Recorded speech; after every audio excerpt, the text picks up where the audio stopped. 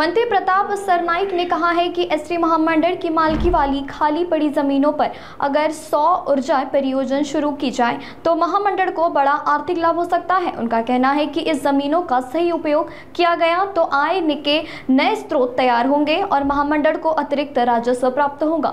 सरनाईक ने यह भी बताया कि राज्य सरकार इस योजना पर गंभीरता से विचार कर रही है और संबंधित विभागों को इस पर विस्तृत अध्ययन करने के निर्देशन दिए गए। महामंडळाच्या राज्यामध्ये सर्व ठिकाणी फार मोठ्या प्रमाणात जमिनी आहेत।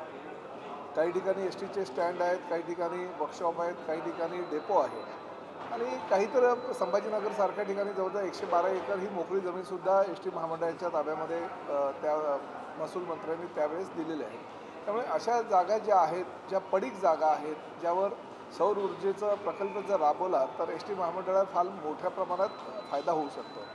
साधारणतः 15 मेगावॅट हा वीज जी आहे ती एसटी महामंडळाला लागत असते, परंतु आम्ही जे प्रकल्प तयार केले त्या प्रकल्पामध्ये अंदाजे 300 मेगावॅट वीज आम्ही कमवू शकतो, मिळवू शकतो ह्या विविध योजनांच्या माध्यमातून होणाऱ्या प्रकल्पातून। आणि त्याचबरोबर भविष्यामध्ये ज्या आम्हाला एसटी महामंडळाच्या इलेक्ट्रिक बसेस आहेत त्यासाठी सुद्धा जवळजवळ 280 मेगावॅट वीज आम्हाला लागणार आहे। ती जर आम्ही MSEBीकडनं खरेदी केली तर 1000 कोटीपेक्षा जास्त खर्च आम्हाला त्यासाठी लागू शकतो, परंतु तीच जर आम्ही निर्माण केली तर अतिशय कमी दरामध्ये आम्हाला ती वीज मिळेल आणि त्यामुळे जवळजवळ 1000 कोटी रुपये एसटी महामंडळाचे वाचणार आहे। संबंधित ठेकेदाराला विचारणा केली असता एसटी महामंडळाला जर माफक दरामध्ये त्यांना वीज दिली तर ठेकेदारसुद्धा आमच्याकडून वीज घ्यायला तयार आहे। त्यामुळे अतिशय फायद्याचा हा प्रकल्प राज्य शासनाच्या आणि केंद्र शासनाच्या काही अनुदान स्वरूप येणाऱ्या योजनांमधून किंवा एसटी महामंडळाच्या PPP तत्वावरील धोरणांमुळे आम्हाला हा अतिशय मोठ्या प्रमाणात 1000 कोटी रुपयाचा प्रकल्प आम्ही साकार करतोय आणि त्यासाठी लवकरात लवकर निविदा प्रक्रियासुद्धा राबवत आहे, जेणेकरून महाराष्ट्रामध्ये एसटी महामंडळ कसं सक्षम होईल। आणि वारंवार आम्हाला सरकारकडे विविध योजनांच्या माध्यमातून जी काही निधीची मागणी करावी लागते ती निधीची मागणी करता येणार नाही। एसटी महामंडळ सक्षम करण्यासाठी एसटी महामंडळानं हा निर्णय घेतलेला आहे आणि लवकरच म्हणजे निविदा प्रक्रियेला सुरुवात झालेली आहे, लवकरच ही निविदा प्रक्रिया अंतिम टप्प्यात येईल आणि एसटी महामंडळाचा सुमारे 1000 कोटी रुपयाचा फायदा होणार। साधारणतः किती एसटी जागेवर आता आमच्याकडे ज्या जागा उपलब्ध आहेत त्यापैकी 600 एकर जागेवर आम्ही हा प्रकल्प उभारतोय।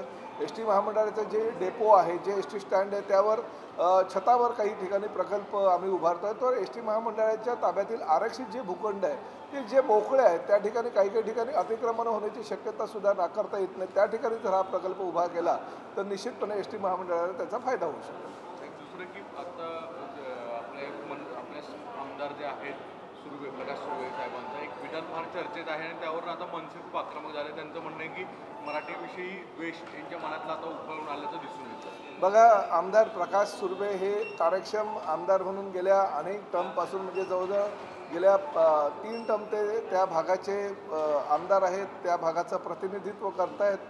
काल हिंदी भाषिकांच्या मेळाव्यामध्ये काहीतरी त्यांच्या तोंडून चुकून काहीतरी शब्द एक बाहेर पडला। शेवटी मराठी भाषा आहे किंवा हिंदी भाषा आहे, जशी वळवावी तशी वळते आणि त्यानुसार त्यांच्या तोंडातून शब्द बाहेर पडल्यानंतर त्यांनी त्याबद्दलची माफी मागितलेली आहे, दिलगिरी व्यक्त केलेली की अशा पद्धतीची भाषा चुकून माझ्या तोंडून आलेली आहे, तर त्याबद्दल त्यांनी दिलगिरी केलेली आहे। त्यामुळे त्यावर पडदा पडलेला आहे। प्रकाश सुर्वेने एकदा माफी मागितली म्हटल्यानंतर तो पडदा पडलेला असताना मनसे त्यामध्ये जर राजकारण करत असेल तर निश्चितपणे चुकीचं आहे।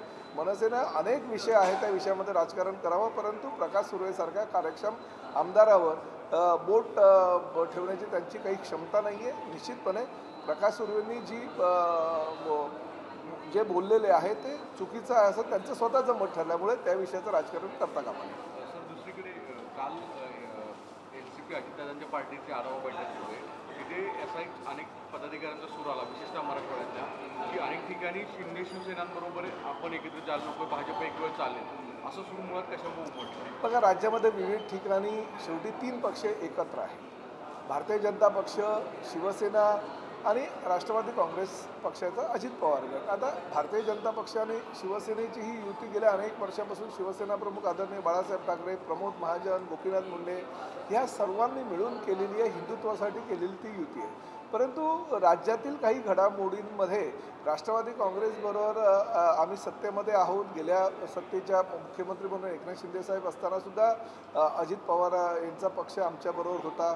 आताही मुख्यमंत्री देवेंद्रजी फडणवीस असताना ते आमच्याबरोबर आहेत. त्यामुळे तीन पक्ष जर वेगवेगळ्या भूमिकेचे असतील आणि एकत्र जर आले असतील तर त्या ठिकाणी खालच्या ज्या कार्यकर्त्यांमध्ये थोड्याफार प्रमाणात वादविवाद संभ्रम हा असतोच.